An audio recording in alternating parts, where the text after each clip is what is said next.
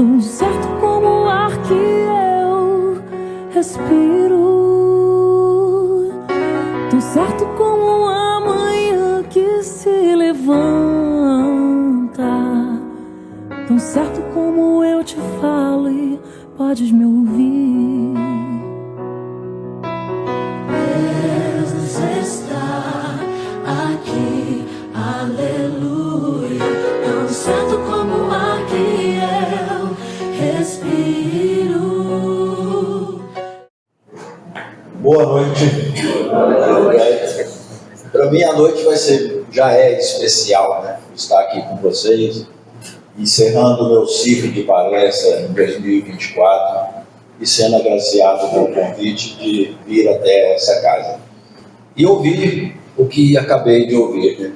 A semente e parceria que nós semeamos com o GECAL há 2 anos e uma das atividades, a outra há mais de 4 anos, que é o Rodoviário. 8? Aí 8 anos.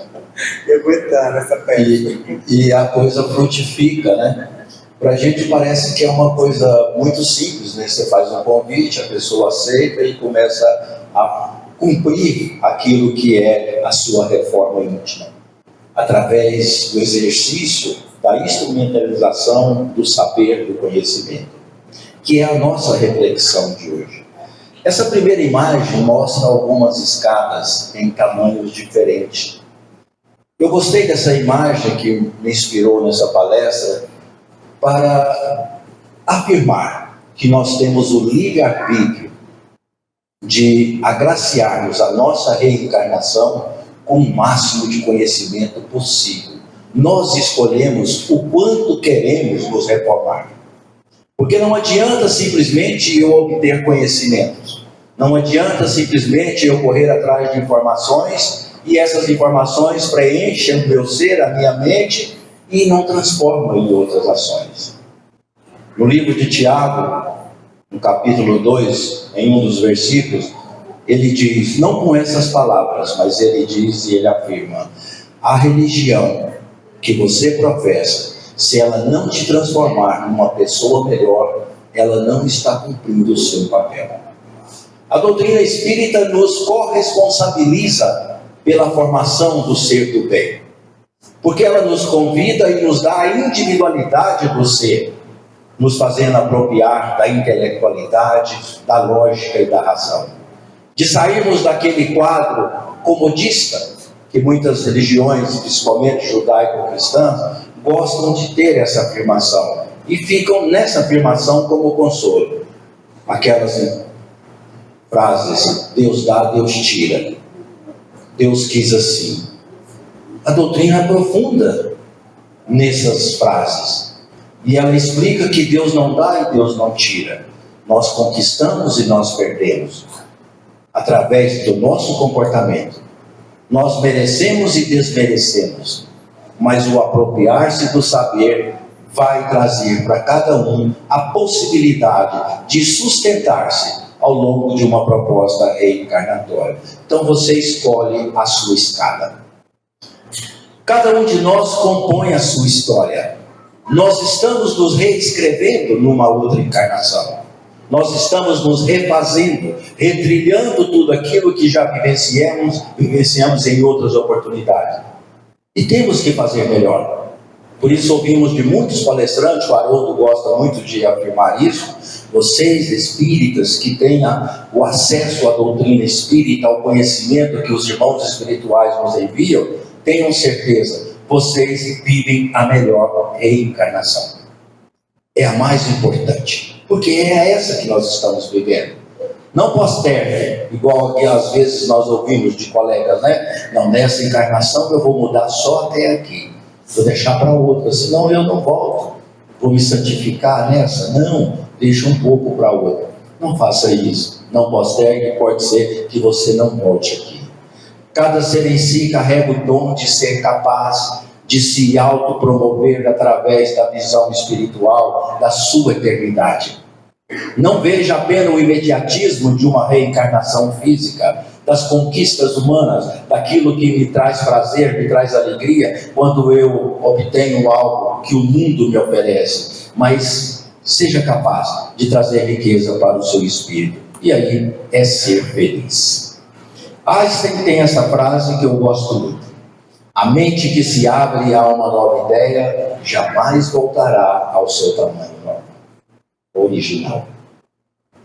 Quanto mais nos apropriarmos das informações que a doutrina concatena nas nossas variadas opções, nós jamais seremos os mesmos. Principalmente se eu me potencializar como alguém que possa construir algo. Quando eu fiz o convite para o GECAL, para me ajudar, auxiliar nos trabalhos de rua, que já fazemos há mais de 15 anos, e eu convidei para me auxiliar, eu estava passando por um momento de dificuldade. E falei, olha, eu não dou conta de fazer todos, então eu ofereci um sábado de socorro, porque eu fazia todos os 4 sábados na minha casa. E eu precisava de alguém. E o trabalho ganhou um colorido especial, adicionando novos espíritos, novas pessoas, novas metas, novas conquistas. E vejo agora os números que ele falou, que eu já não guardo mais, mas mais de 1.000 e tantas marmitas que foram produzidas nesse ano. Os atendimentos fraternos é uma semente que eu jamais poderia pensar que frutificaria desse tanto. Então a mente que se abre, se você oferta a sua mente para apropriar-se do conhecimento que a doutrina em especial te oferta, você não será o mesmo a cada dia. Porque nós temos que entender que a nossa reencarnação é um atalho na escada das ascensões. Ou seja, aqui, na pressão física, na pressão de uma existência social, na pressão de uma existência carnal, é onde eu vou tentar, dentro de uma possibilidade de sobrevivência, mostrar a riqueza do meu espírito. É sobressair acima do que o mundo me oferece. É ter consciência que somos espíritos imortais e que estamos aqui para buscar a nossa informação para a nossa existência. E aí Emmanuel nos conforta com essa frase: por esse motivo o ser humano deve amar a sua existência de lutas e amarguras temporárias. A quem vocês recordam quando usa essa frase temporária? Chico afirmava assim: tudo passa. Se fala, não, mas esse está muito pior. Isso também passa. Não dura sempre. Algumas coisas levam mais tempo porque precisa amadurecer o nosso espírito. Algumas coisas precisam trazer aos nossos olhos a nossa responsabilidade na semeadura, porque nada acontece por acaso. Nada nos chega com o endereço errado. Se olhássemos os envelopes das dores, da amargura, de tudo aquilo que não nos satisfaz, se olhássemos os envelopes remetentes, quem que nós veríamos como remetente? Nós mesmos, nessa ou encarnações anteriores. Portanto, nada acontece fora do contexto existencial. E ele diz, lutas e amargura temporária, porquanto elas significam uma bênção divina. Vamos explodir essa bênção divina. Nós por muito tempo falamos, eu digo eu, dentro do meu conceito religioso, eu me qualificava como um ser temente a Deus. Você tem que ter temor a Deus. Mas nós aprendemos que Deus é amor. Como eu vou temer um Deus de amor, que me permite aqui reencarnar através de uma bênção divina, que não me julgou, que não me condenou pelos equívocos que eu cometi em outras oportunidades? Porque se nós estamos aqui é porque erramos e não sabemos o quanto. Estamos aqui para reparar, para recriar, para reconstruir a nossa existência. Isso é a bênção divina. Ele nos propiciou voltar aqui para vivermos um pouco do seu perdão na nossa existência. Mas aí eu tenho que entrar com a minha contrapartida. Resista a tornar-se apenas mais um. Não olhe o sofrimento que está à sua volta e traga esse raciocínio inferior para dentro de si, dizendo, quase ninguém consegue Fulano não conseguiu, por que eu vou conseguir? Está todo mundo sofrendo, por que eu vou ser melhor? Não entre nesse grupo de ser apenas mais um. Essa imagem que eu coloquei, eu quero dizer, olhe para o alto. Você não está só. Você tem amparo, você tem amigos espirituais que ficaram e optaram por lá ficar, para te auxiliar, para te orientar, para te intuir. Naqueles momentos especiais, quando oramos e pedimos uma luz no fim do túnel, que não seja o trem, e aí vem aquela intuição.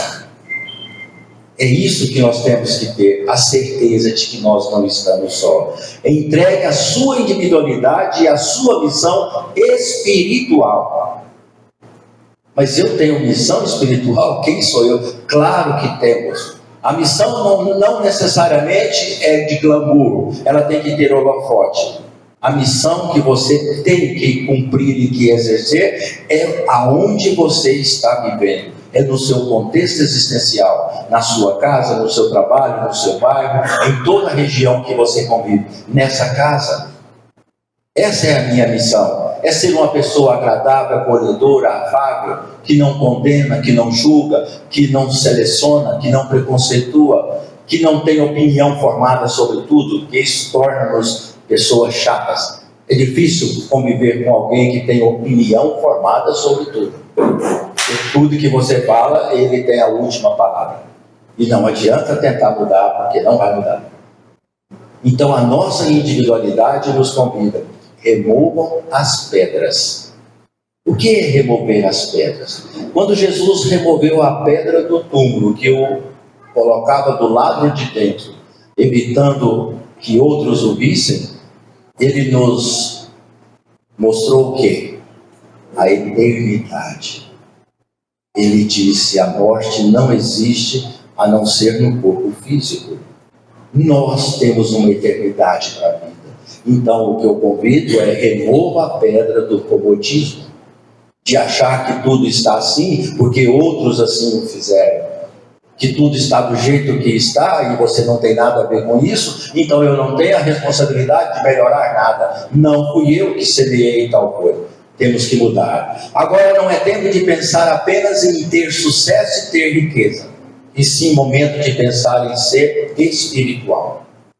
Lembram do versículo que Jesus formatou para nós e dizia que nele estava incorporado tudo aquilo que deveria ser a nossa relação com Deus?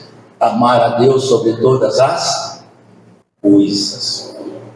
Mas nós somos escravos das coisas. Nós trabalhamos para adquirir coisas e usamos frases. Eu mereço um pouco de conforto. Eu mereço ter o último modelo de um celular na minha vida. Eu trabalhei para isso. Nós justificamos a nossa escravidão às coisas do mundo, justificando que eu me esforcei fisicamente para conquistar aquilo. Eu não condeno as conquistas humanas, mas não se escravize por elas. Não massacre a sua família, a quem você ama, objetivando comprar ou ter coisas. Porque as coisas passam e a nossa parentela fica.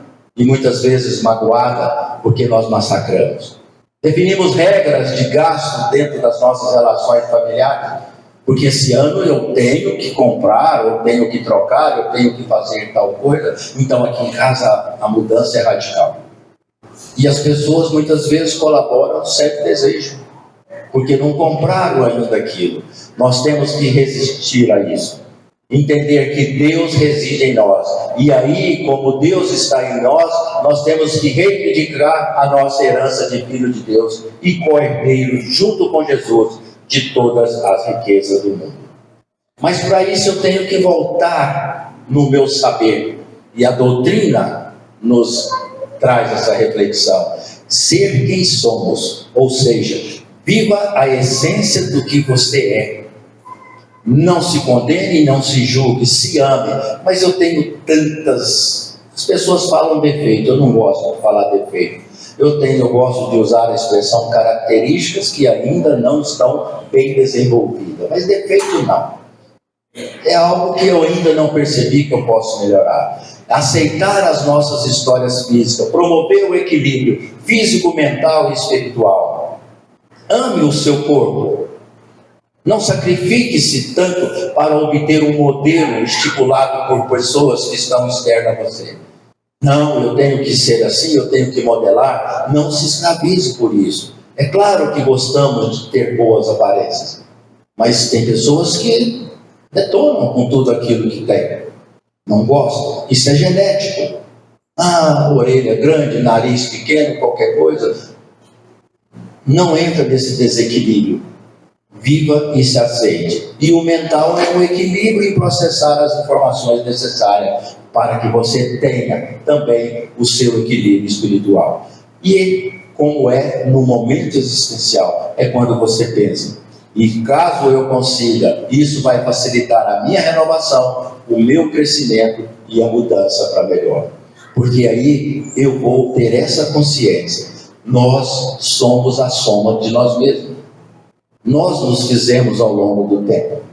Se existe alguém responsável por algo que não me satisfaz dentro do meu comportamento, não estou dizendo físico, mas o mental e o espiritual, sou eu mesmo. Faz parte. As minhas frustrações, as minhas desilusões, ela compõem toda a minha construção para melhoria, não para piorar o meu estado espiritual. Mas eu sofro muito, nada para mim dá certo, eu não dou conta de relacionar. Não desista. Essa é uma das principais missões. Tudo aquilo que é difícil para você, você deve tentar fazer. Shirashika, que é um consultor, palestrante, ele usou uma frase dias atrás que eu gostei muito, que ele diz: as pessoas não evoluem porque fazem apenas o que gostam, o que estão acostumados e o que preferem. Nós entramos numa caixinha e pronto.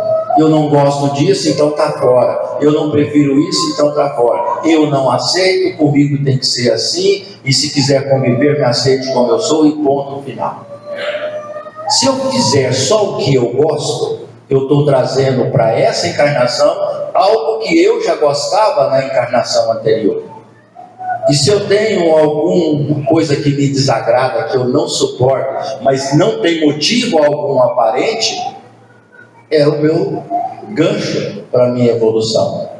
Então, quando eu vir na casa, olha, alguém quer ajudar a cuidar de criança, baixa a cabeça e fala: odeio criança.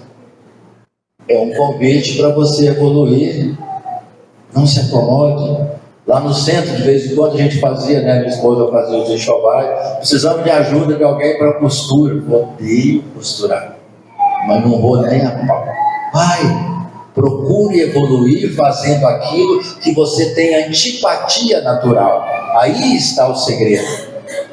Divaldo já falou isso em várias palestras. Se você quiser identificar se você está evoluindo, faça uma contabilidade daquilo que você não gostava e que hoje você gosta. E até faz e até aceita.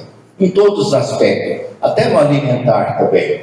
Agora nós trazemos na nossa encarnação os erros, amor, justiça, orgulho, paciência. Mas eu pus bem maior ali um pouco as letras, dons e talentos, que é um afago de Deus para a nossa existência, não? Como é bom nós termos talentos naturais em cantar, em fazer algo que agrade outras pessoas. E quando esse talento é colocado a serviço do bem, as coisas funcionam. Eu não digo que eu tinha um talento, mas eu tenho um gosto, uma preferência por cozinhar. Sempre tive isso. E dentro da doutrina espírita, já nos meus 20 anos dentro de doutrina, eu sempre coloquei a minha habilidade, eu falo habilidade, não talento, de cozinhar a serviço dos outros. As marmitas que fazemos durante o sábado para distribuir na rua, compõem o meu prazer em servir o outro. É uma coisa que eu gosto. E o talento utilizado para o outro e não para a sua autopromoção, ele realmente traz um dom especial e um sabor diferente. Ao longo da nossa encarnação, nós vamos percebendo dados em nossa caminhada. O que são dados? São informações que nos chegam pelos sentidos. O especial, o que mais capta os dados à nossa volta são nossos olhos. É aquilo que vemos e como vemos. E o que nós transformamos, o que nós vemos. Há uns 15, 20 dias atrás, já nesse período de chuva, parei num sinaleiro aqui na Redenção. Um jovem, devia ter uns 17, 18 anos, estava chuviscando igual hoje, o dia foi o dia inteiro, né, pingando. Ele veio com um rodinho para limpar o para-brisa do meu carro. Eu pensei, meu amigo, está fora de época, né, com chuva, vai lavar o para-brisa, está meio assim. Essa foi a minha primeira reação, foi o dado que chegou até mim, e eu achei que ele estava fora do contexto. Porque em outras épocas, nós vemos esse dado de alguém se aproximando para limpar o para-brisa do nosso carro, o que a gente faz normalmente? Fecha o vidro, está limpo. E negamos dar um seguimento àquele dado. Isso é um dado. Quando estamos atravessando uma rua, vemos alguém maltrapilho do outro lado vir em nossa direção, nós imaginamos, vai me abordar e vai pedir algo. É um dado. E eu tenho uma reação contrária de evitar. Isso é natural. Não estou dizendo que é justificável. Mas são esses dados que podem faltar à oportunidade. E eu parei e fiquei pensando, o sinaleiro demorou um pouco, eu imaginei, e graças a Deus o meu amigo espiritual me capacitou a pensar: desespero, fome, ele precisa de alguma coisa, ele tem que ganhar algo, e eu vou dar. Não para ele limpar, não precisava lavar, não tinha por que lavar, estava chovendo, ia debaixo de chuva, se propondo a me prestar um serviço sem saber que ia ganhar algo. Mas eu consegui perceber que era o desespero dele, e não dei um encaminhamento diferente. Esse dado é o que nós temos que tomar cuidado. Essas informações que muitas vezes levam-nos a agir pelo instinto natural de autodefesa, de desprezo e de condenação. Eu tenho colega que fala isso: eu não dou nunca dinheiro para ninguém porque vai tomar pinga, vai comprar droga, vai fazer. É um conceito, é uma realidade. Mas a partir do momento em que você faz a sua ação do bem, o que vai depois disso não é problema seu mais.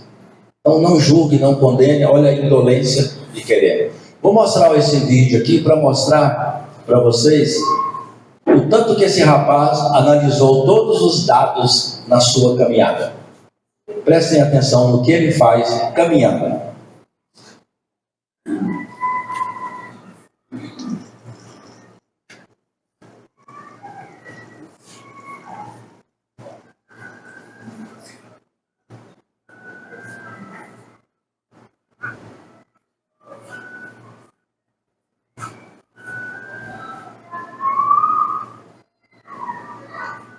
Um único pedaço.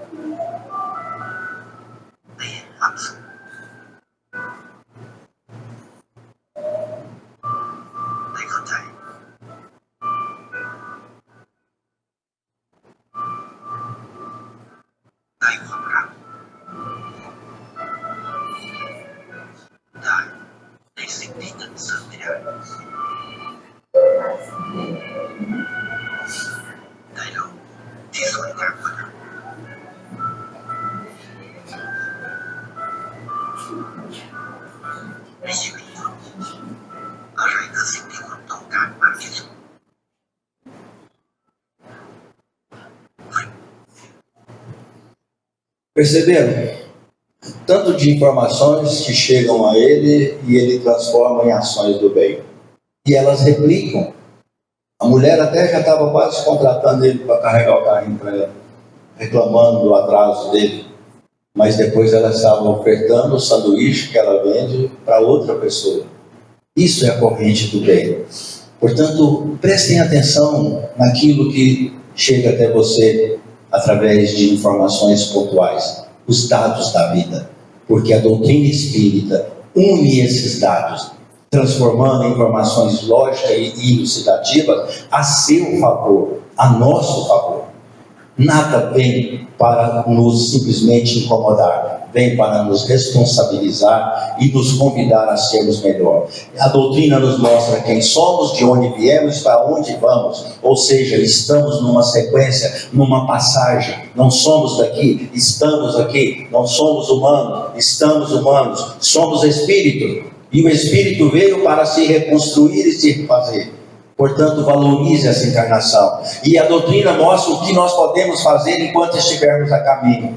Instruir-se, ou seja, obtenha a informação, o conhecimento, conscientize que você é um agente do bem, que você pode ser melhor do que você já é. Não que você esteja ruim ou pior, mas que você pode melhorar. Esse é o primeiro ponto. E aí, quando você se conscientizar, você vai se dispor ao trabalho. E aí você vai reformar. Porque você vai sair de si mesmo e vai ter uma percepção do mundo que você habita, uma percepção do outro. E aí vem aquilo que nós chamamos de mudança comportamental e a doutrina intitula como reforma íntima. É deixar a primazia para o ser espiritual e não o ser humano. Quem reencarna é o espírito, não é o corpo. O corpo é a estrada do espírito. Mas o Espírito veio para utilizar-se desse meio de transporte, denominado corpo humano, para fazer o bem, para semear o bem. É o Espírito que aqui veio. E essa reforma íntima não é uma reforma de sofrimento. Porque quando fala, eu tenho que mudar meu comportamento, a gente já pensa em dor e sofrimento. Irmã Cidupor nos fala, jamais matamos o ser velho que existe em nós. Nós temos que conquistá-lo, conscientizá-lo, renová-lo e educá-lo numa nova jornada. Não eliminamos nada do que fomos no passado. As nossas características. Basta ver quais são as suas tendências naturais, os seus conceitos sobre determinadas coisas que nós não compartilhamos com ninguém para não escandalizar às vezes. E separa muitas vezes e pensa, como eu pensei uma coisa dessa, isso não é para mim. Mas se pensou, é seu. Então se reeduque e se transforme. Reforma íntima é a melhoria de nós mesmos e não anulação de parte de nós. Então não tem que ser com dor e sofrimento, tem que ser com negociação espiritual. Faça prece sempre antes de sair de casa, para que os espíritos amigos possam te enquadrar numa análise que não seja crítica dos dados que te chegam no seu trajeto, na sua relação no trabalho com outras pessoas. Que você não tenha olhos de julgar, nem de condenar, e nem de olhar e se achar superior a ninguém. O objetivo de todo o processo da reencarnação, da renovação, é a nossa felicidade. Os conhecimentos nos dão meios para viver. Porque aí eu vou ter como me enquadrar dentro das informações que eu tenho. Sabedoria não é eu ter uma gama superior de conhecimento, não é o quanto eu sei, ela não é mensurado pela minha titularidade. Sabedoria é eu utilizar o meu conhecimento, em especial a favor do outro. É o que eu faço com o conhecimento que eu tenho, em prol do bem comum. A sabedoria nos dá razões para viver. e em especial para servir o próximo. Todas as casas espíritas em Goiânia, eu acredito que também segmentos religiosos, evangélicos, católicos, banda, todos estão agora focados nesse final de ano, para trazer um pouco de conforto para outras pessoas. Todos estão procurando agraciar alguém com alguma dádiva. E aí o material que nós buscamos, cestas básicas, alimento, conforto, um pouco mais de paz, todos esperam isso. Então, participe de algum envolvimento desse. Não é obrigatório que você desprenda recursos financeiros, mas se voluntarie a participar e a ir. Porque Jesus nos dá a paz e o equilíbrio para saber viver o que é realmente viver. Eu vim para que tenham vida e a tenham em abundância. Mas a vida que Jesus nos oferta não é uma vida de conquistas materiais. É uma vida de conquista espiritual, aonde a fraternidade deve ser o nosso foco maior, deve ser a nossa busca interior, a percepção do outro dentro de uma escalada evolutiva. Que tenhamos aí um final de ano bastante promissor, mas entenda, reformar-se e reconhecer que o seu cenário existencial é a porta para a eternidade em forma de amor.